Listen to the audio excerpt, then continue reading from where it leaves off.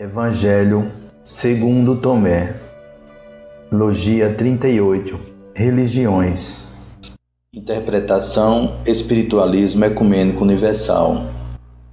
Disse Jesus: muitas vezes desejastes ouvir estas palavras que eu vos digo, e não tivestes a quem mais recorrer para ouvi-las. Haverá dias em que me procurareis, e não me achareis. Muitas vezes desejastes ouvir estas palavras que eu vos digo. O ser humano tem um sentimento intuitivo que lhe afirma que existe no universo alguma coisa mais do que aquilo que ele consegue captar com os seus sentidos. Pergunta 5. Que consequências se pode tirar do sentimento intuitivo que todos os homens carregam em si mesmos da existência de Deus? Que Deus existe, porque de onde ele viria esse sentimento se ele não repousasse sobre nada? Livro dos Espíritos. Esta procura dirige-se ao encontro da causa primária das coisas. Deus não é um ser que tem este nome, pois é conhecido em outras regiões do planeta com outros nomes, Jeová, Alá, etc. Na verdade, podemos entender que Deus é um título que se dá àquele que é a causa primária de todas as coisas.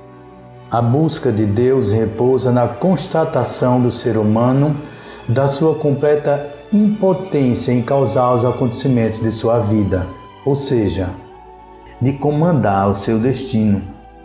O ser humano faz planos, preocupa-se em formar bases para um futuro planejado, mas geralmente nada do que foi planejado ocorre. Mesmo quando o futuro se encaixa nos planos do ser humano, não existe a completa adequação a estes planos, sendo necessário que ele faça concessões. Esta impotência leva o ser humano a acreditar que deve existir algum ser superior a ele, que comande os acontecimentos da sua vida e da vida das outras pessoas. Desde o início da humanidade, o homem busca esta causa primária. Primeiro, atribuiu a este ser a forma dos elementos da natureza, que ele também não conseguia controlar. Depois, quando passou a conhecer alguns detalhes sobre estes fenômenos, procurou seres místicos que eram representados por junções de animais e seres humanos. Quando se deu conta da sua superioridade sobre os animais, passou a imaginar a causa primária da sua vida como um outro ser humano superpotente.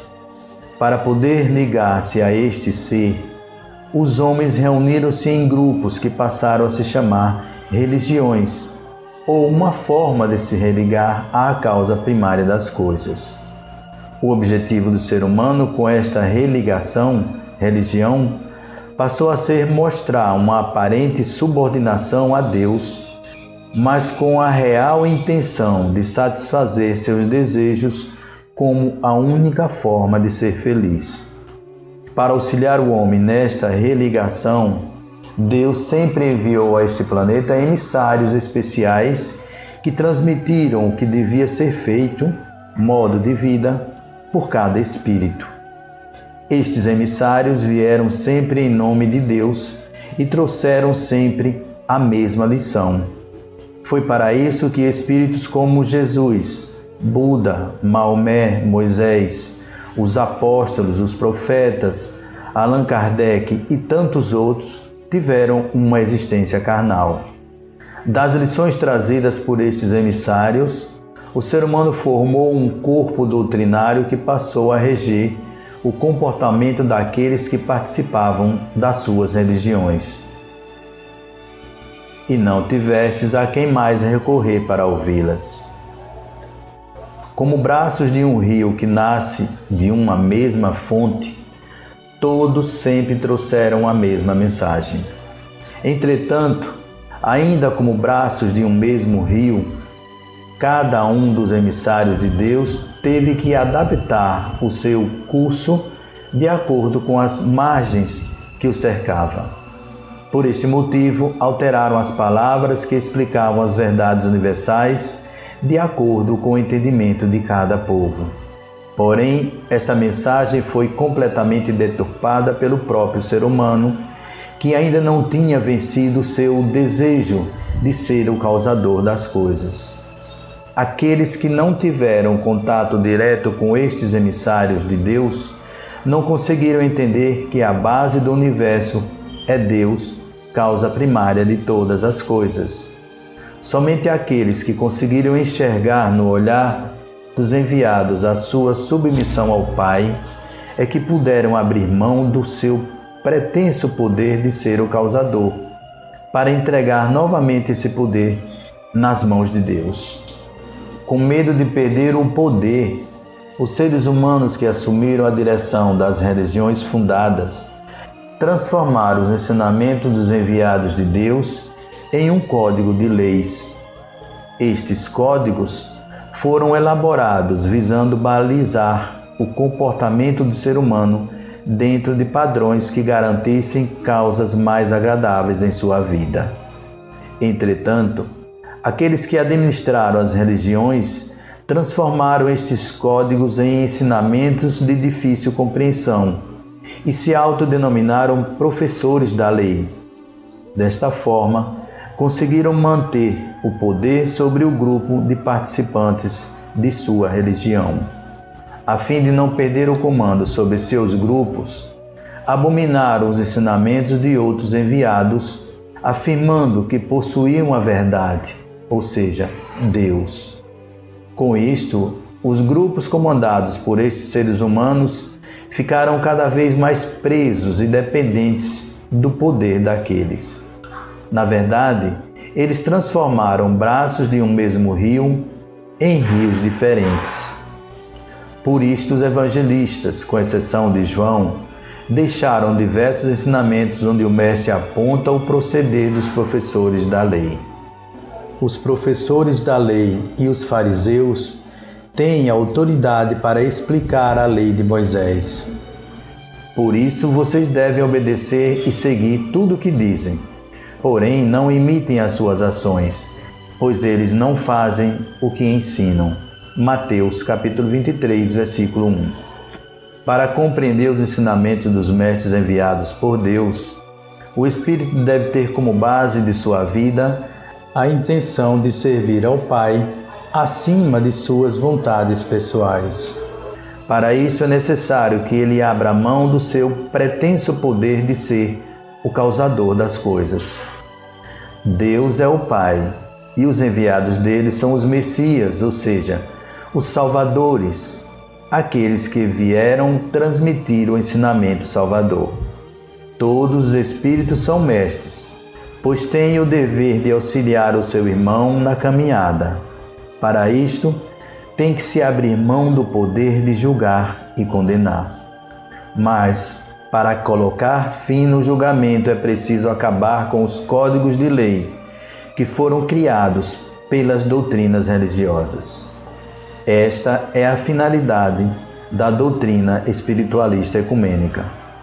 Reunindo os ensinamentos de todos os enviados de Deus e subordinando todos eles às verdades universais, a doutrina espiritualista traz a mensagem que cada um deve preocupar-se com seus próprios sentimentos. Não propaga leis de comportamento que devem ser cumpridas, mas afirma que todos têm os mesmos direitos.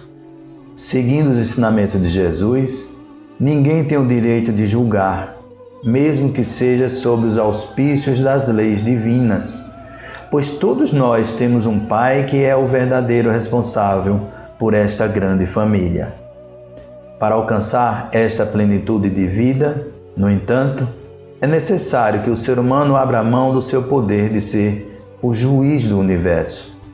Por isso, o espiritualismo ecumênico universal deixa de ser uma religião, ou seja, de determinar qual a melhor forma de se religar a Deus. A intenção deste grupo, determinada pelo Pai, é apenas formar um corpo doutrinário que restabeleça as verdades universais, dando a cada espírito o direito de se religar com Deus da forma que melhor lhe aprouver. Os ensinamentos deste livro dão um perfeito entendimento dos ensinamentos dos mestres, alterados pelo corpo doutrinário das religiões, com a intenção de manter o poder do homem de ser o causador das coisas. Haverá dias em que me procurareis e não me achareis. Por mais que o espírito estude e pratique as verdades universais, jamais conseguirá atingir a perfeição.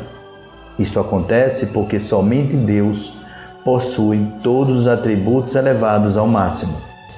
É preciso compreender que a perfeição jamais será atingida. Por isso Jesus afirma que haverá momentos em que cairemos, ou seja, não conseguiremos praticar o amor universal.